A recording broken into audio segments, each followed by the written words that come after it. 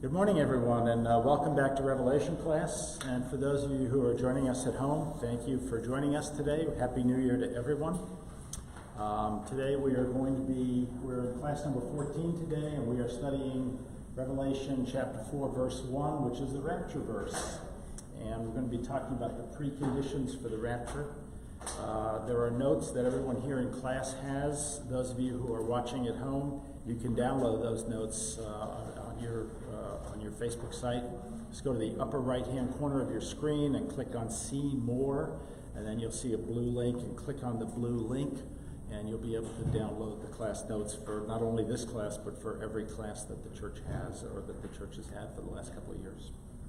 So welcome, everyone. We're glad and delighted to have you all here.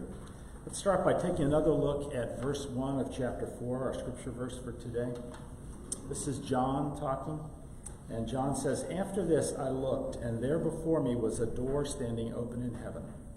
And the voice I had first heard speaking to me," that would be Jesus, by the way, from previous things, "like a trumpet said, 'Come up here, and I will show you what must take place after this.'" And after this tells us that it's in the third part of Revelation. Remember, the first part in Revelation 1, verse 19, it said that Jesus told John that what he's learning would be divided into three parts. The first part is what he has seen, and that is a vision of Jesus in heaven in his godly glory. The second part is what is, and what is the church age, the age that began at Pentecost and that is continuing through today. And then we went through the 7 churches of that church age. And then the third part is the things that will be after this. And you notice that this verse starts with "after this." So after this is now the part that is in the future, the part that we have not yet seen. So we've talked a lot about the rapture over the last 5 or 6 classes. Today we're going to start getting into something most people are pretty interested in, is what's the world going to be like just before it happens? What are the preconditions that we see in the scriptures of the world at the time of the rapture? You'll notice, and I'm going to go through about 8 of them today, 6 or 8 of them today. We'll go through some more next week because there are a number of additional ones I'd like you to take a look at as well. But you'll notice the first 6 of these are all about Israel.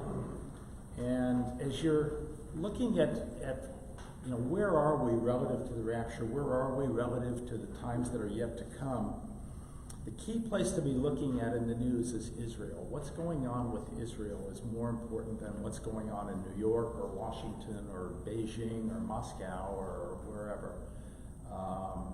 What's going on in Israel is what the Bible talks about, so that's where we're going to see our information that's going to lead us to understand where we are with that. Let's start with the state of Israel, first of all. This is one that nobody can miss. It's a clear sign that we have entered into a new period in history. The state of Israel came back into existence as an undivided state, and initially as an independent state, and then later on as an undivided state. It happened in 1948. Interestingly enough, the last time Israel was undivided and independent was in 925 BC, almost 2,900 years ago.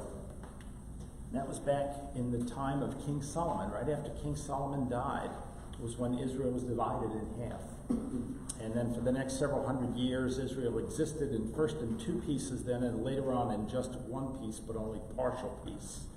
Then eventually Israel was conquered for many, many years, until eventually the Romans destroyed the temple and chased all of the Jews out of Israel.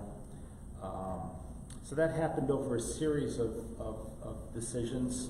The northern kingdom, when it was split into 2 halves, the northern kingdom was destroyed in 721 BC, which is about 2,700 years ago. Then about 585 BC, the southern kingdom was destroyed and the people were all taken off into captivity. It's about 2,600 years ago. So Israel had not been together in 1 piece as an independent country from 925 BC until 1948 AD, a period of 2,900 years. and yet God has brought it back together again. And this was prophesied back in the Bible. I'm going to get to that in a few minutes. But some other interesting points in here. After 585 BC, the Jews went into captivity in Babylon for about 50 years, until 535. And they came back at that point, and God allowed them to rebuild the temple again and start all over again in Israel. But they weren't independent anymore. At that point, they were ruled by the Persians. And then the Persians got defeated by the Greeks under Alexander the Great, and they were ruled by the Greeks. And then the Greeks got defeated eventually by the Romans later on, and they were ruled by the Romans. And then the Romans eventually were sort of defeated by the Muslims, and they were ruled by the Muslims. And that went on all the way until 1916. And in basically, let me start just a few years earlier than that. When the Romans took over, at first they were pretty tolerant of the Jews and of their religion and all that. But in 70 AD, a big war came up between the Romans and the Jews. And at first the Jews seemed to be doing quite well. But eventually the Roman legions prevailed. And it was called the First Jewish War. And at that point, the temple was destroyed in Jerusalem. This was about 40 years after Christ went to the cross. The temple was destroyed. And the Jews came back for a second war about 60 years later, and this was under the Emperor Hadrian now, the Roman Emperor Hadrian. And they lost that war as well. In 135 AD, that war was lost, and Hadrian was so upset with the Jews after that, first of all, about 2 million Jews were killed between those two wars, a good large part of the Jewish population. And secondly, the Jews that were left were scattered. They were forced out of Israel. There were no Jews allowed to be left in Israel under Hadrian's order was that they would all be pushed out. So the Jews went into the diaspora. They went all over the world. And for the next 1900 years, the Jews were everywhere except Israel. In 1896, a gentleman by the name of Theodor Herzl came along, and he founded something called Zionism. And the whole idea of Zionism was that Herzl believed that the Jews should come back to Israel. Herzl is a great hero in Israel today. Deb and I visited his grave when we were in Israel a number of years ago. It's right across the street from the Knesset building, which is their capital, their parliament building. So he's a big guy in Israeli history. Anyway, Theodor Herzl came along in 1896 and published things out to Jews around the world saying you need to come back to Israel. And for a few years, people kind of dribbled back. But in 1916, in the middle of World War I, General Allenby, who was a British general, conquered Jerusalem for the British. Now, at that point, in World War I, Turkey was on the same side as Germany, and Britain was on the other side, so they were enemies. And General Allenby came in with his troops and conquered Jerusalem in 1916. That was the first time that Israel had been back in Christian hands since the early Middle Ages. The following year, the British Foreign Secretary, Arthur Balfour, came along and declared that Israel would now be reopened to the resettlement of Jews. Most people didn't pay a whole lot of attention to that at the time, but at that point, Jews started coming back. They were now allowed. It was not like it was in the days when the Ottoman Turks, the Muslims, were running Israel. At that point, they were allowed to return, and they were actually welcomed back. In fact, the Brits were looking for a way to get more Jews in because here they had this country they were trying to rule, and it was made up all of Muslims and Arabs. And they were looking to get people that were more European to come back in. So for Britain, it seemed to make sense. And for the Jews, it made sense because it was a way for them to come back to their ancestral homeland. It's the Sykes-Picot agreement, isn't it? I can't hear you, I'm sorry. A Sykes-Picot agreement to bring the Jews back into Israel. There was a French and British in it. The Balfour Declaration, Arthur Balfour issued the Balfour Declaration on behalf of the British government. The British government ruled them at that point. Now, the French ruled a little bit further north at that point. They were up in Syria and Lebanon afterward. They took over Syria and Lebanon after World War I. So they were bringing people back into there from France. but the Brits were bringing Jews back into Israel at that time. Did I get your question? No, that's fine. Okay. So it kind of continued that way, and Jews started coming back to Israel. And during the initial years, they were coming mostly out of Russia because the Tsars had persecuted Jews for a long, long time, and also because the communists, when they took over right after World War I, they were persecuting Jews. But in the 30s, as Hitler came along, Jews came back to Israel because of Hitler. They came back from Germany at first, and they came back from other parts of Europe as Hitler was out there and trying to take over other parts of Europe. And that continued all during World War II. And then after World War II, after the Holocaust, a huge influx of Jews came into Israel.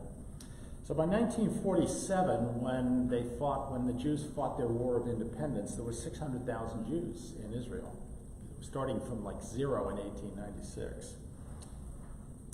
So this is fulfilling the prophecy that's in a ton of different places in the Bible, probably 100 different places in the Bible, in Ezekiel, Hosea, Jeremiah, Isaiah, and many others, where God tells the Jewish people that they will come back into the land before the final days. The one I'm going to show you specifically is the famous dry bones prophecy, which comes out of Ezekiel 37, verses 1 through 14. I'm just going to cover part of that. This is God now speaking to Ezekiel. Then, this is Ezekiel speaking. Then he, who's God, said to me, Son of man, these bones are the whole house of Israel. They say, our bones are dried up and our hope is gone. We are cut off. O my people, I am going to open your grave and bring you up from them.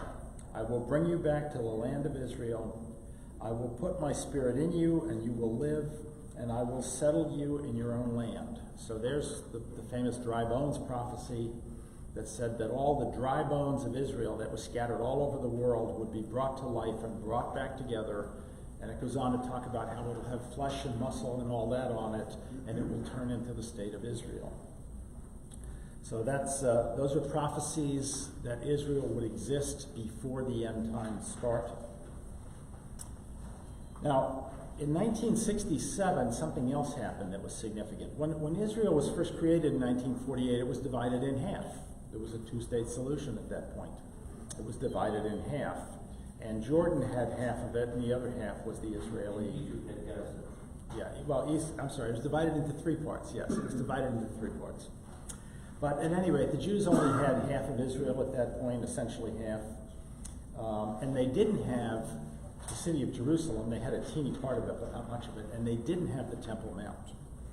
In 1967, the Six-Day War was fought. And in that Six-Day War, Israel took over East Jerusalem. They took over many other parts of the historical Israel. And they took over the Temple Mount.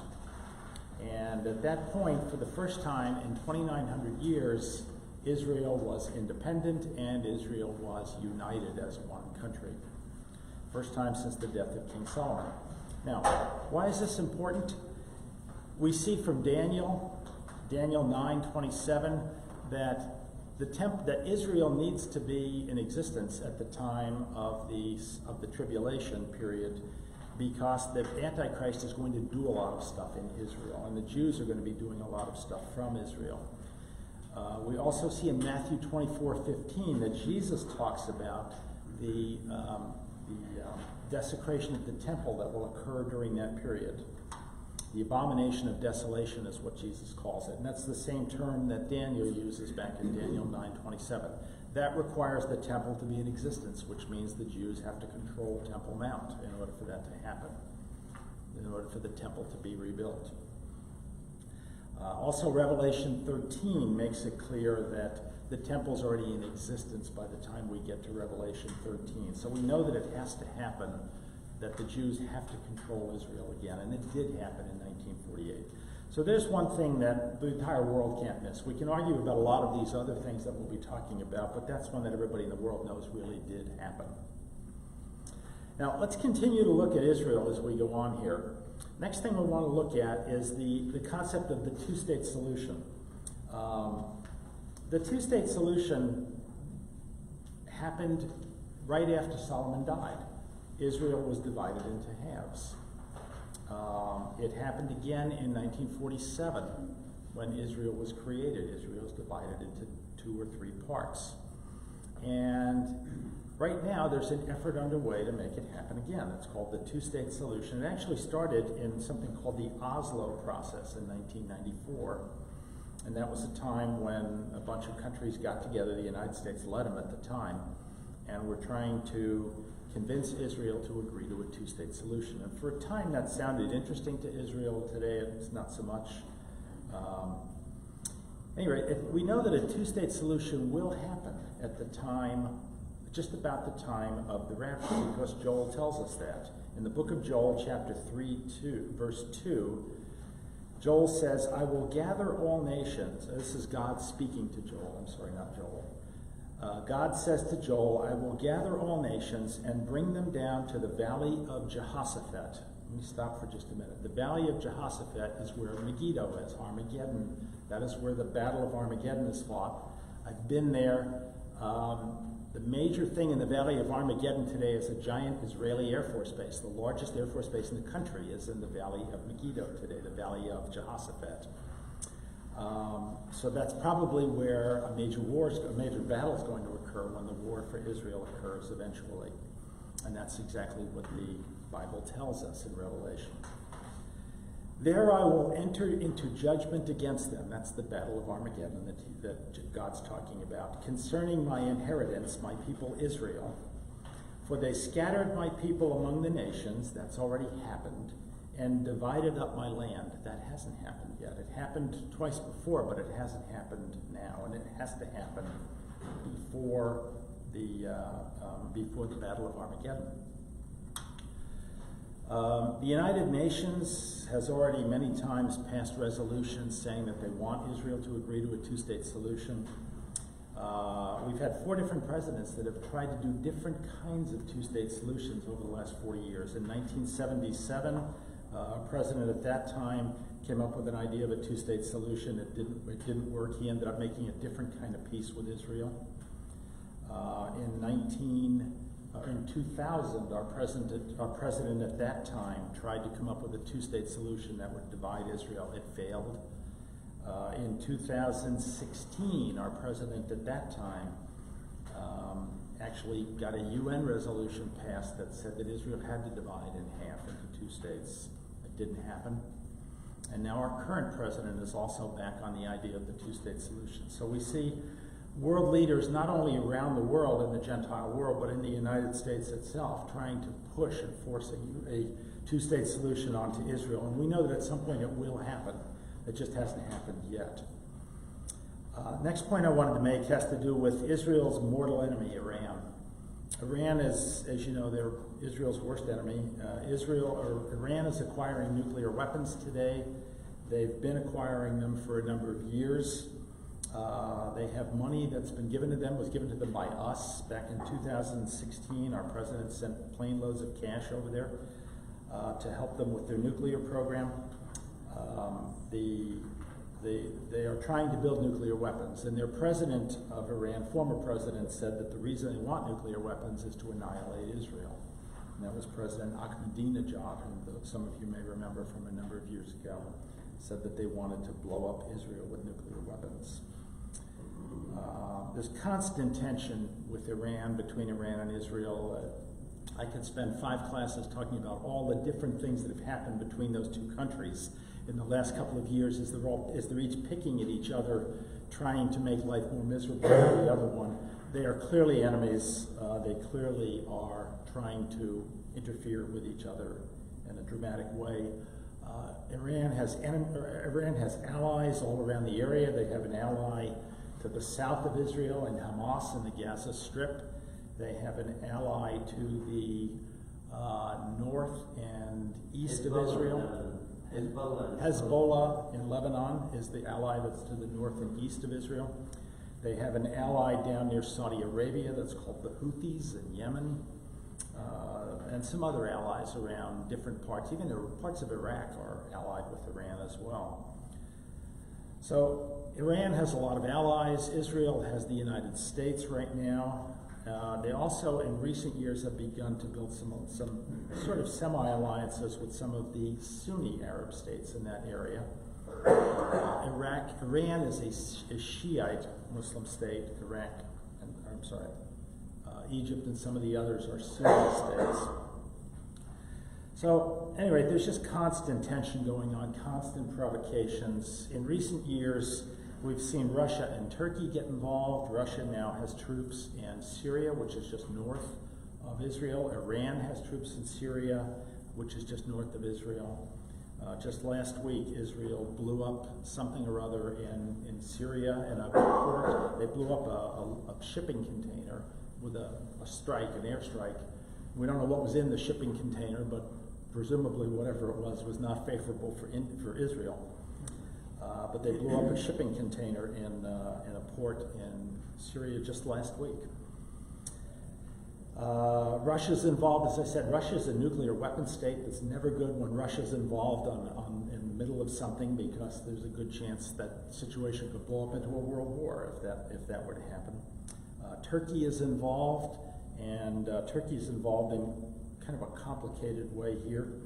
But both of these states have large armies and large capabilities, large military capabilities. At any rate, a major war could break out in the Middle East at any moment. I think it's we're kind of skating along on thin ice in the Middle East, but a major war could break out at any point. I wanted to spend a moment with you going through the Psalm 83 war, which I think is interesting. Let me find it here. Here it is. Psalm 84? Psalm 83 war. O God, do not keep silent. Be not quiet. O God, be not still. See how your enemies are astir, how your foes rear their heads. With cunning they conspire against your people. That would be Israel. They plot against those you cherish. Come, they say, let us destroy them as a nation, that the name of Israel be remembered no more. With one mind they plot together. They form an alliance against you. The tents of Edom and the Ishmaelites of Moab and the Hagarites, Gabal, Ammon, and Amalek, Philistia, and the peoples of Tyre. By the way, these are all mostly allied with Iran today. These areas that he's talking about in here are mostly allies of Iran, around the countries I just talked about a few minutes ago.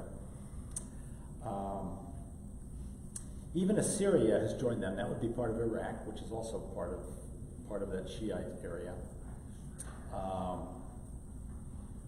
To lend strength to the descendants of Lot.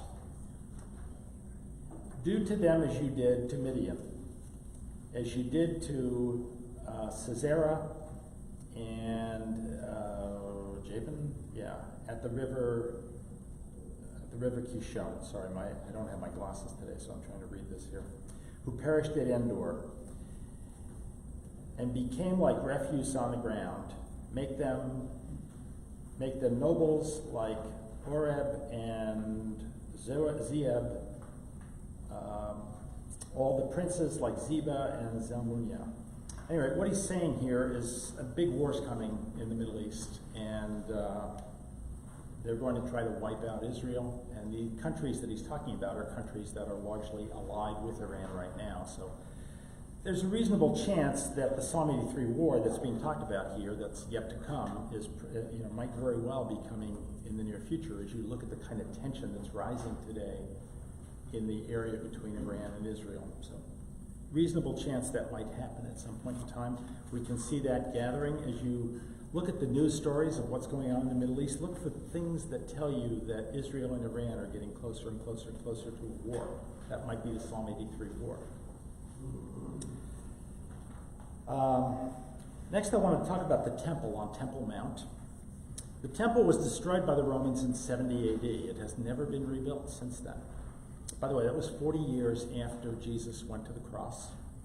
So basically, God gave the Jews about 40 years to come to Christ, and they didn't. And at that point, he allowed the temple to be destroyed. So the temple's been destroyed now for almost 2,000 years. And We know that it has to be rebuilt because during the tribulation period, Daniel tells us it's going to be there. Jesus himself told us in Matthew 24 that it's going to be there, and Revelation says it's going to be there. So we know that it will be there, it will be in existence during the tribulation period.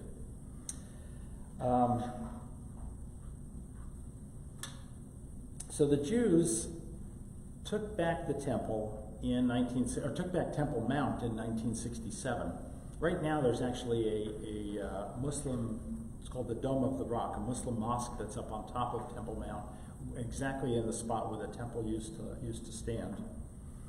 In 1967, when the Jews took back Temple Mount, there was a guy at the time by the name of Moshe Dayan. Some of you that are a little older, like I am, might remember him. He was the guy with the patch on his eye who lost an eye during one of the Israeli wars.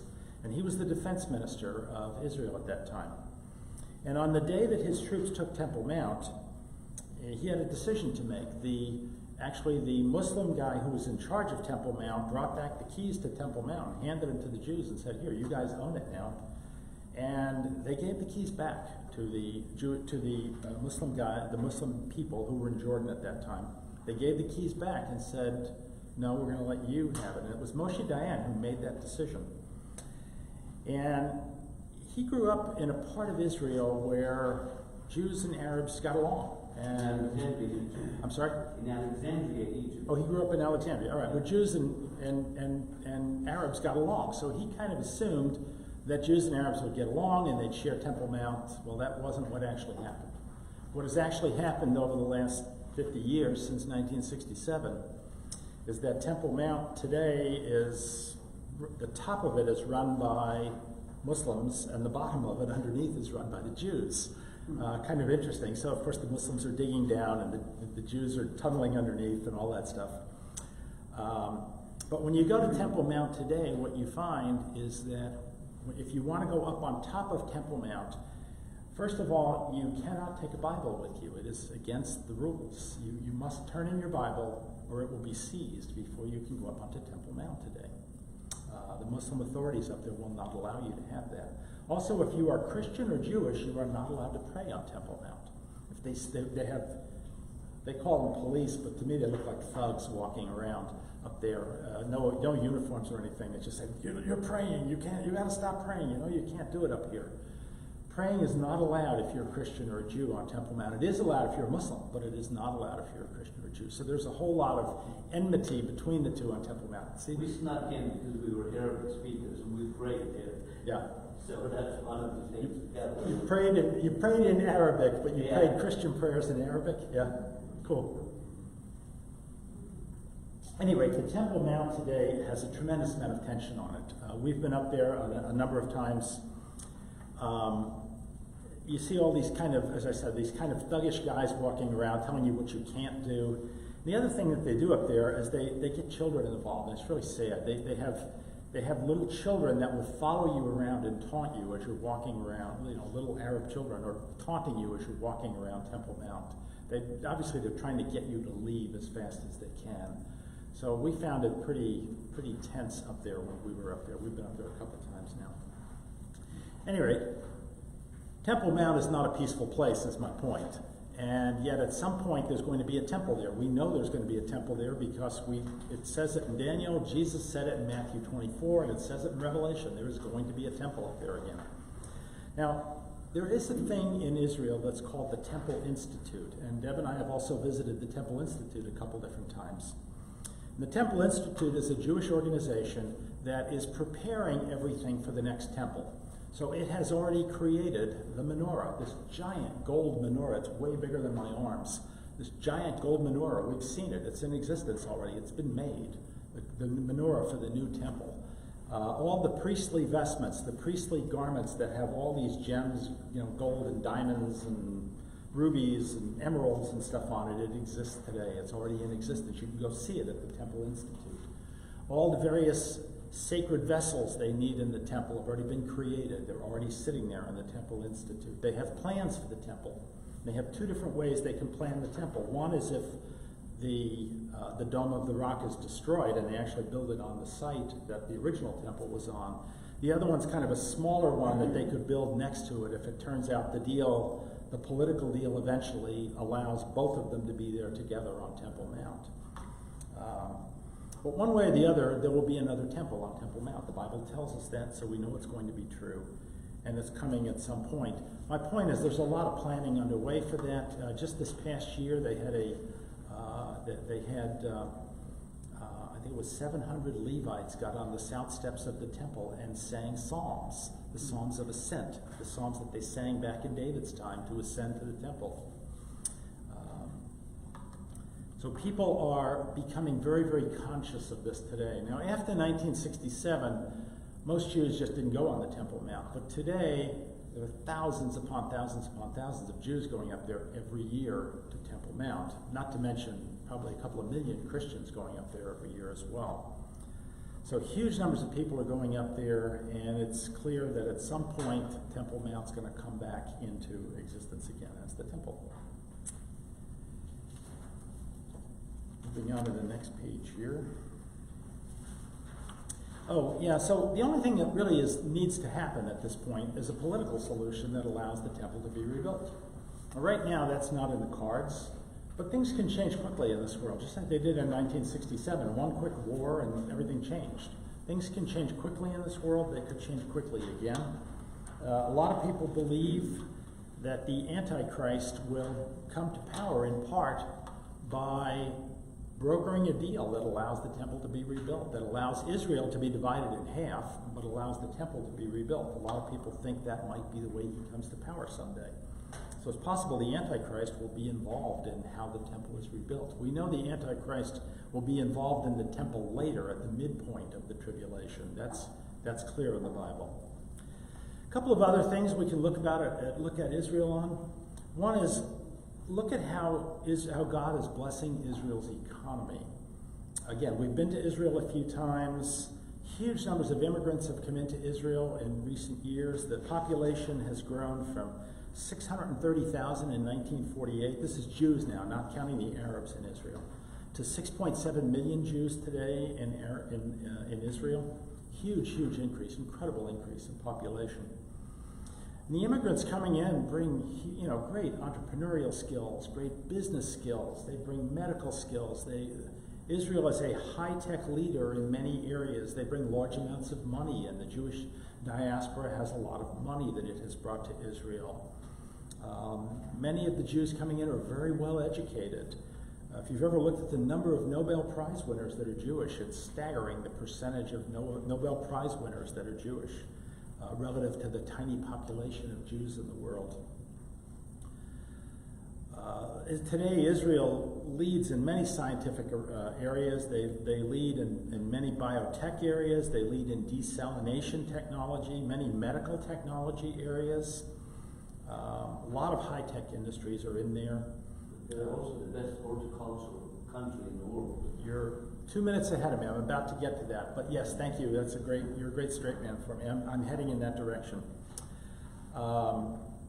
They've just recently become self-sufficient in natural gas. And pretty soon they'll be exporting natural gas to other nations around the world. They found natural gas. God bless them with natural gas in the Mediterranean. They'll be exporting natural gas in the next few years.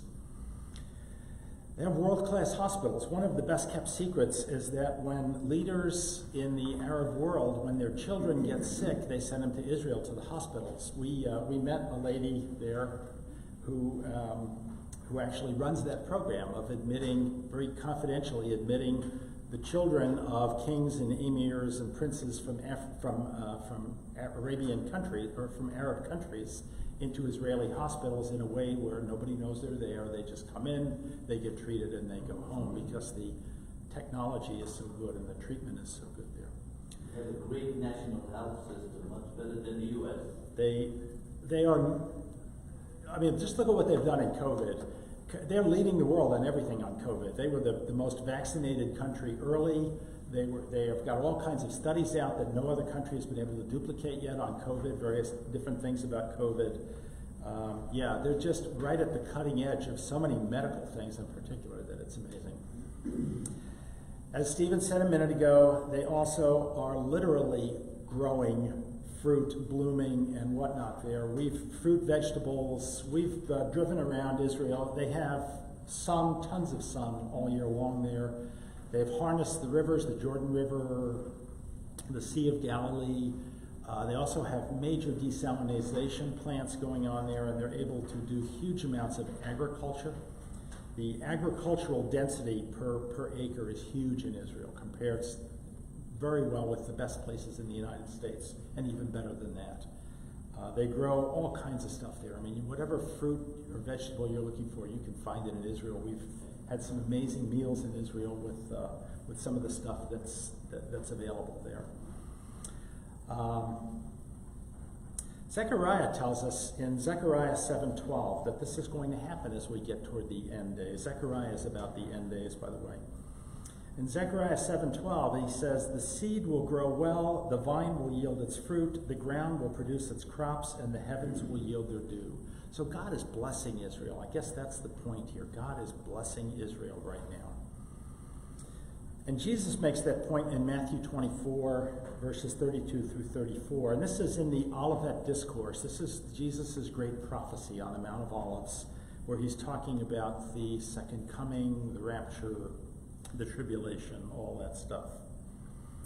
And Jesus uses the term the fig tree for Israel. He uses that in a number of places. The Bible uses it in a number of places. So when you see the fig tree, it's talking about Israel. Jesus says the fig tree will bloom. And that's exactly what's happening today in Israel. And it will bloom just before the rapture and the tribulation. So this is Jesus in Matthew 24, 32 through 34. "Now learn this lesson from the fig tree. As soon as its twigs get tender and its leaves come out, you know that summer is near." And that is literally true with a fig tree. "Even so, when you see all these things, you know that it is near." The "it" he's talking about is this period of the rapture, tribulation, his return, right at the door. "I tell you the truth, this generation will certainly not pass away until all these things have happened." And all these things he's talking about in Matthew 24 are the things about the rapture, the tribulation, his second coming. All of that is what he's talking about. So he's saying this generation, the generation that sees the blooming of Israel, which is going on right now, will not pass away until these things have happened. So we might very well be in a time when when Jesus is close to returning. He said Israel would be blooming, and it is absolutely there. When you drive around in Israel, you see every city you go into, there are cranes everywhere. Building is under construction. Money is pouring into the country. The Jewish diaspora in the United States, many people here in the United States are buying up property in Israel. And although they're still living in the United States, they're buying up property in Israel, developing it. It's just incredible how the economy is booming. It's probably the best economy on earth right now. So, let me talk about the Jewish population a little bit more with you. As I talked about earlier, in 1948 there were 630,000 Jews. Today there are 6.7 million Jews. That's a growth of over 10 times. Today, Israel contains 43% of all the what are called core Jews. That would be Jews that have two Jewish parents in the world.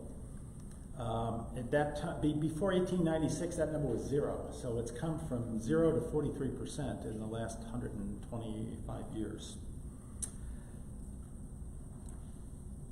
Another 36% of the Jews in the world, 5.7 million, live here in the United States. I'm sorry? Almost all of them in New York. You know, it's funny. When I was a young boy, I remember, I'm old enough to remember Israel had their bar mitzvah as a country in 1961. It was a huge celebration. And at that point, they had 1 million Jews in the country. They were very proud of the fact that they had just hit 1 million Jews in Israel in 1961. And they were celebrating their 13th birthday, their bar mitzvah as a country. And at the time, the joke was there were more Jews in Brooklyn than there were in Israel. Well, today, there are more Jews in Israel than there are in the entire United States. And pretty soon, there'll be more Jews in Israel than there are in the whole rest of the world at the rate the population's growing. Planes are landing almost every day from various places around the world, bringing in diaspora Jews back into Israel. There are a lot of laws that encourage that. I mean, basically, if you have two Jewish parents, you can get off a plane tomorrow and be a citizen of Israel the next day. Well, that must be a major culture shock to come from New York to go back into Israel. You'd be surprised how many American Jews Yeah.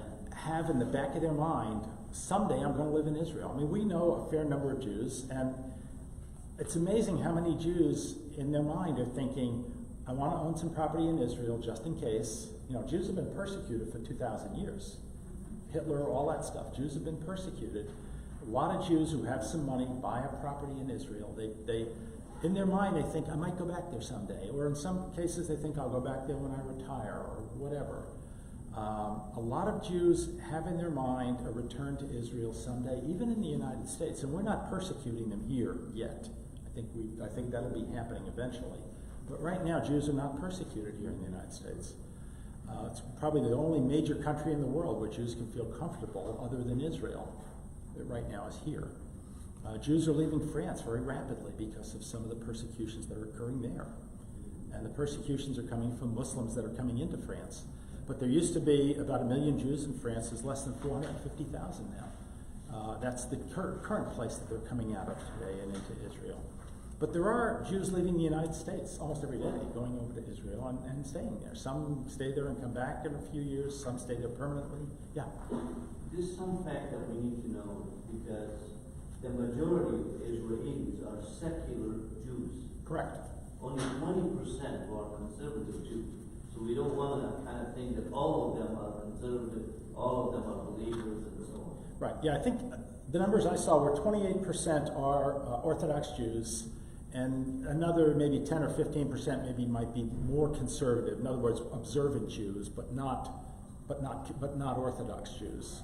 And then there's what are called the Reformed Jews, and Reformed Jews are Jews who go to the synagogue once a year, kind of like some of our Reformed Christians who show up on Easter or Christmas or something. So yes, it's very similar to our country. There's a lot of people that aren't into their faith in Israel either. So that's certainly true. At any rate, the population of Israel is, of the other 21% of the world, that's 3.4 million people. Those are spread out around 190 countries. So there's no other place in the world other than Israel and the United States where Jews are anything other than a rounding error today. That wasn't the case 50 years ago, but today it is. So anyway, the Jews are coming back quickly. Let's look at a quote from Zechariah Chapter 8, verses 7 through 8. And again, this is about the time before the Lord comes back.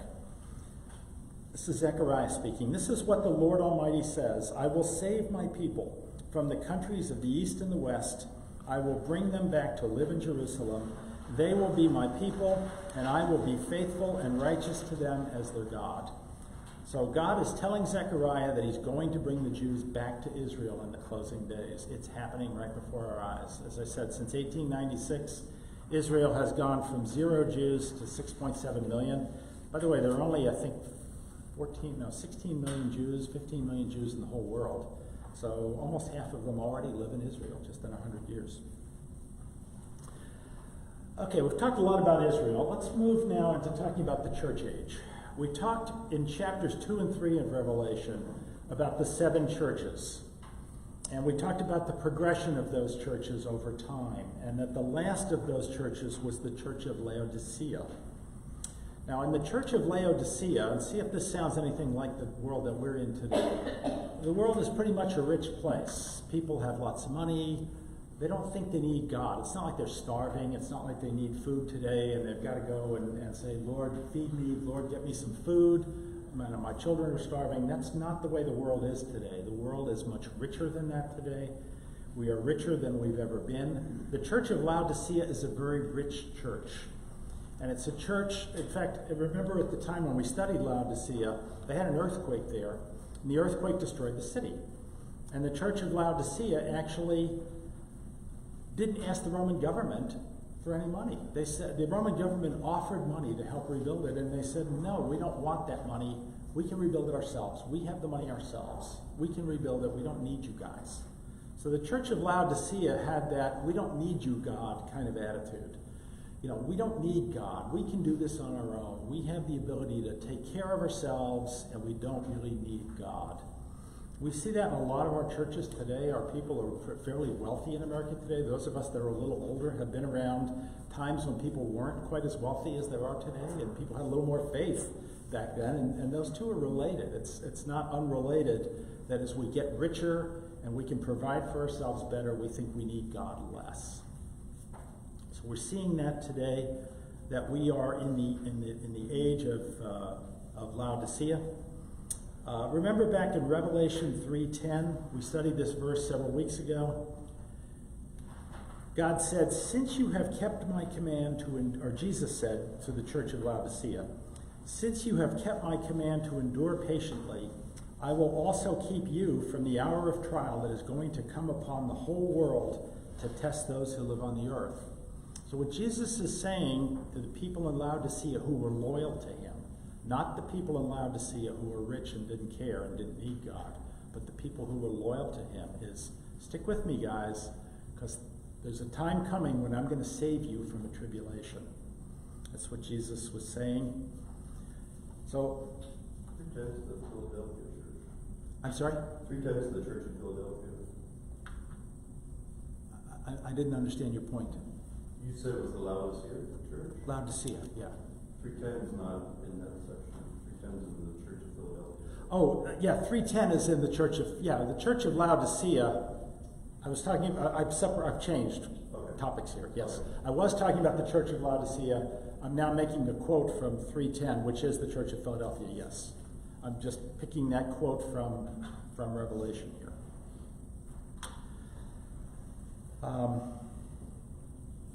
So the raptured church, at the end, there is a point at which the church is raptured. There is a point at which we are gone. And it appears as though that occurs at the end of chapter 3. That's why after chapter 3, the church is never mentioned again until chapter 19, when we have the wedding of the Lamb, when we are actually married to Jesus. So we go through most of the main part of the book of Revelation, which is the tribulation period, with the church absent. It's not mentioned. It's a period of 7 years. We're going to talk about that in a couple of weeks. That's Daniel's 70th 7. And that occurs, the wedding supper of the Lamb occurs in Revelation 19:7. And that occurs just before Revelation 19:11, which is the second coming. That is when Jesus comes on his white horse for the second coming. So the church appears to be gone until right when Jesus comes back. So we are gone at the end of chapter 3, and we'll be back with Jesus at the time of the second coming. Let me move on to one last area this morning, and that is apostasy. We're going to talk about some others next week, but this is apostasy. Apostasy is a Greek word that means rebellion. It means walking away from something. And apostasy in the Christian term means walking away from your faith. We see lots of people today in America who were raised with some level of Christian background, but have since walked away from their faith, apparently did not really get connected to Jesus. It's happening, it's happened throughout all time, but it's happening a lot more today than it has happened in the past. We all know people like that. We all have them in our families. Or most of us have them in our families.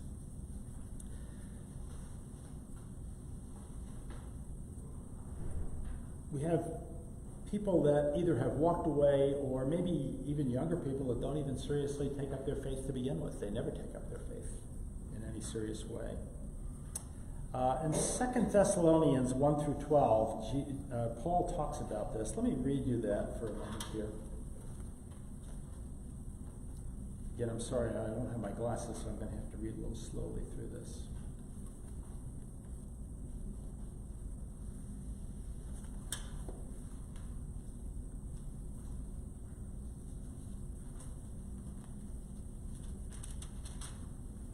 Second Thessalonians 2, 1 through 12, concerning the coming of the Lord Jesus Christ and our being gathered to him. Gathered to him is a term for the rapture. So this is concerning the rapture. We ask you, brethren, not to become easily unsettled or alarmed by some prophecy, report, or letter supposed to have come from us, saying that the day of the Lord has already come. The day of the Lord is a specific term in the Bible. It means the tribulation period, the 7-year tribulation period. So the day of the Lord, you'll see it hundreds of times in the Bible, always refers to this 7-year tribulation period. Don't let anyone deceive you in any way. In other words, there'll be deception coming. That day will not come until the rebellion occurs. Now, rebellion is the word apostasia in Greek. That is apostasy. So that day will not happen until the apostasy happens. In other words, the apostasy is going to happen just before that, just before the rapture. And the man of lawlessness is revealed. That would be Antichrist, the man doomed to destruction. He will oppose and will exalt himself over everything that is called God or is worshipped, so that he sets himself up on God's temple, proclaiming himself to be God. Don't you remember that when I was with you, I used to tell you these things, and now you know what is holding him back, so that he may be revealed at the proper time. For the secret power of lawlessness is already at work. But the one who now holds it back will continue to do so till he is taken out of the way. That is the rapture. Now, the one who holds it back, there's two ways you can look at that. You can say it's us, we are the church. When we're taken out of the way, the Antichrist will have a free reign. But it's really more than us. It is us indwelt by the Holy Spirit. It is the Holy Spirit in us that is keeping the Antichrist from showing up right now. So when the rapture occurs and we are taken out of the way, the Antichrist will come, and at that point he will be in charge, or he will rapidly become in charge of the world. So he's talking about the rapture here and what the preconditions for the rapture are. I'm going to talk about some more of those pieces next week when we get into some other areas, but the one I want to focus on now is the one about apostasy. That apostasy has to happen, rebellion has to happen. People have to walk away from their faith in large numbers before the rapture occurs. That's what Paul is saying here in 2 Thessalonians.